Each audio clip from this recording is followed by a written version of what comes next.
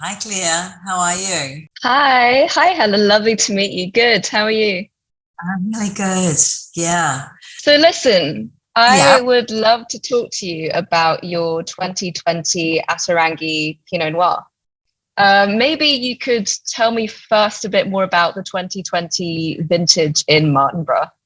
I guess it started off really well in terms of quite critical for this region is the weather during late November, early December, which is the period of flowering. And because Mm, the region, the valley is so exposed to the south, generally, in the odd vintages, the trend is appearing to be is that we'll get quite cool weather during flowering. So a lot of the flowers not forming into berries, so very quite small, loose bunches. But 2020, we actually had a very nice flowering period. Flowering happened relatively quickly. So there was quite a lot of evenness within the bunch and within the plant. So we were set up really nicely, and we then had a small shower of rain late December, which meant we didn't have to irrigate. And then another nice little period of rain in January, which again meant that the vine health was naturally really, really even. There was a really good balance within the canopy, not too much bigger, but really nice vine health, natural vine health, which was fantastic. And that everything, we were pretty excited about harvest, and just really happy with the kind of balance and level and evenness throughout the blocks and the canopies, and then the evenness of ripeness. And then COVID came through, and late February was when it all kind of went a bit crazy. And for about 2 weeks there, we weren't sure if we were actually going to be able to harvest. So the actual harvest period was relatively stressful because we really didn't know what COVID was about. We had to go into extreme lockdown. So we had one person on each row picking. So it was incredibly difficult to manage the harvest. So the actual harvest period, and then we had to keep everybody in teams separated, was really stressful. But we'd come and try the wines each morning in groups as we had to be separated. And the wines were amazing. And it was kind of like they kind of made themselves in a way. Just there was such a good natural balance from the actual vine health that we were able to bring it in. We used a lot of whole bunch, and we don't use, we don't inoculate, and we don't use any enzymes or sulfur when the fruit comes in. So the fruit came in, we got it into tanks, and we really did the minimal amount of things at all in the winery because we were so busy trying to manage all the people in a quite a stressful environment. And so the wines were like the real joy of the vintage because they were so kind of perfumed and pretty, and there was this really line and length to them. So yeah, it was a really, I think it would have been super tough if we'd had rain and disease and those sorts of pressures in that time when we were really stressed out as human beings. So no, I really love the vintage. It has a really kind of I feel very connected to these wines because they felt like the wines were kind to us, if that makes sense. Yeah, absolutely. Yeah, so these wines will always be, some wines you have to work pretty hard for in terms of in the winery. You've got to, really sort, but these wines kind of made it easy on us. So there'll always be a very special vintage, I think, and there's a natural kind of aromatics and flow to these wines that was purely because of vine balance, I think. And tell me a bit more about the winemaking, because you normally use whole bunches anyway. Did you do anything different for 2020? And what do you think your sort of emphasis on whole bunch brings to the wines? Yeah, no, we didn't really. 2020, we probably used a bit more whole bunch, but we don't use, we use whole bunch layered within the fermenter to try to keep the ferments naturally a lot cooler. And therefore you're not needing to do as much punch downs or pump overs because you're not generating so much heat. The type of fermentation, just by nature, whole bunch, because it takes longer for the berries to, to actually burst and expose the juice to the yeast, the actual ferment is a little bit slower. And so you're not having as much heat produced. And what I like about that is that you're fermenting at kind of 30 degrees rather than would be a maximum temperature rather than 33. That's really big in terms of extraction, in terms of the way it kind of, the tannins end up being, I think, a lot more supple. So we are just bringing the fruit in and de-stemming some and putting a whole bunch and then putting it into the fermenter. And then we leave the ferments sealed up for as long as possible without any punch downs until we start to smell some CO2. And then we might take the cap off and maybe put the lightest person in to kind of walk round over the top.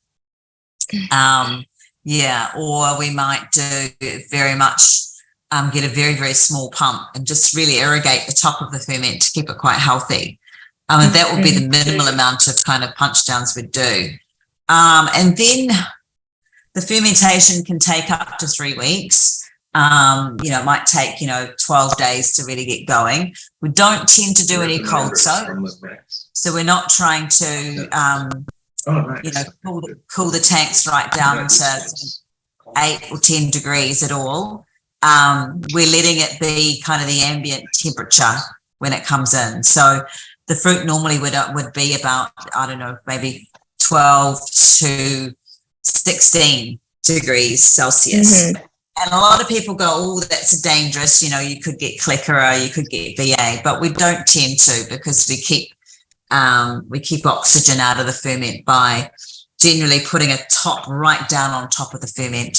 So that's really all we're doing is really getting the fruit into fermenter and then make sure that critical first kind of 10 days, we're keeping all the oxygen out so that it's really yeast getting started rather than acetobacter. And remind me how you select your parcels for the Pinot Noir. Yeah, which aren't the single vineyard Pinot Noirs. Yeah, so we also make a more of a village wine called Crimson, which we've made for a very, very long time, and that is all the vines that tend to be younger than 20 years of age. So the Ata Rangi is all our older vine vineyards. So the first vines were planted 42 years ago. So all those 42-year-old vines are in the Ata Rangi. So it's really about age selection. So those two wines, similar vineyards.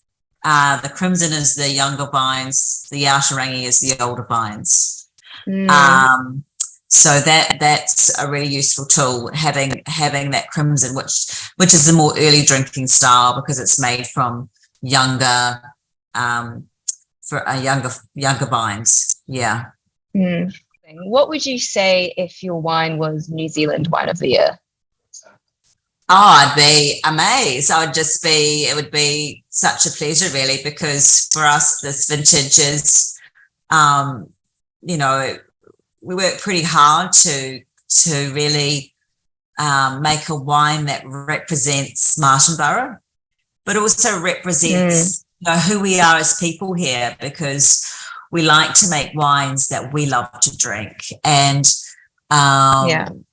we put a lot of thought into making sure all the artifacts such as oak doesn't influence the style of wine. So and that's a lot of thought over the last kind of 20 years. I guess we've since we've got more vine age, we've been able to really see the site, see what Martinborough delivers a lot more. So it would be great. We've been farming here for 42 years, and 21, 22 have been really small, tough vintages, but 20 was just such a lovely joy of a vintage. So, yeah. What do you think it is about Martinborough that really is suited to Pinot Noir or vice versa? Everything here, scale-wise, we don't get that hot. So our summers are tempered because we are 35 minutes drive to the coast. And so we don't get the extremes of heat that perhaps the other regions do. So we end up having quite a long growing season. And I think for Pinot Noir, that's really important. I think, you notice that, I think to me, that's the big difference between young vines and older vines, is that the young vines have a shorter growing season. They bud burst earlier, we pick them earlier. So I think it really is that you get the seeds and the skins, to me, have these amazing tannins. And then I guess we do have quite stable acidity. So we're not, the acid structure is not swinging around. It's quite constant. It gives the wine real direction and length. We do have more tannin here in this region, but I think, if you manage that tannin well, it gives this wonderful kind of more savory structure to the wine. So instead of it sitting sweeter, more front forward, I think there's a real flow and an elegance to the wines that we can get here in Martinborough versus other regions. And scale's so tiny here. We're farming lots of tiny blocks, and we really value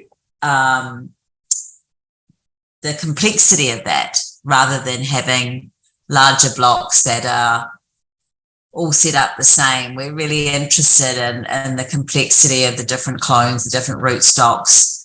We really think that brings a lot more fine kind of detail to the wines, I think. Yeah. And it's, I think, for everybody who worked 2020, and to see that wine through such a difficult, period of time would be just, it'd be just amazing, really. And just to see how, when you get everything right in the vineyard, makes it so much easier. Yeah. Yeah, absolutely. I guess it was a vintage that just let you produce great wine without stressing too much in the winery. Yeah. That's right. And I'm deeply appreciative for the season for that. Yeah. Absolutely.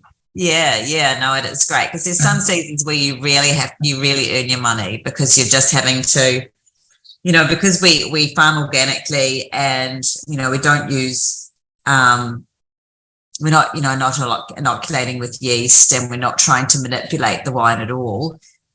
You've got to be really pretty clever about how you approach it in terms of getting the balance, the natural balance right. So I'm excited to release the wines. We're releasing them all in 2020, and I think really what's really important was that we didn't want the single vineyards for people to think they were better than the Ata Rangi. They're just different. They're different expressions. So that's what's really great about the Ata Rangi being such a delicious, complete wine, is that it really shows that the Ata Rangi is the older vine material. All the single vineyards are from the same age blocks. They're all 20 years of age. And so, are starting to show the different aspect, the different soil structure, and the different kind of clonal makeup, whereas the Ata Rangi really kind of shows the kind of heritage of the region. Yeah, absolutely. And I love that you were talking about the balance of the vines, because you really taste that in the wine. It's got amazing balance. It's got wonderful aromatic complexity, but also this texture. It's superb. Excellent. I'm glad you loved it. It's so nice when, people across, from different backgrounds, different, we're all got different backgrounds, but when we all connect and can see a wine that's beautiful, I think that's great.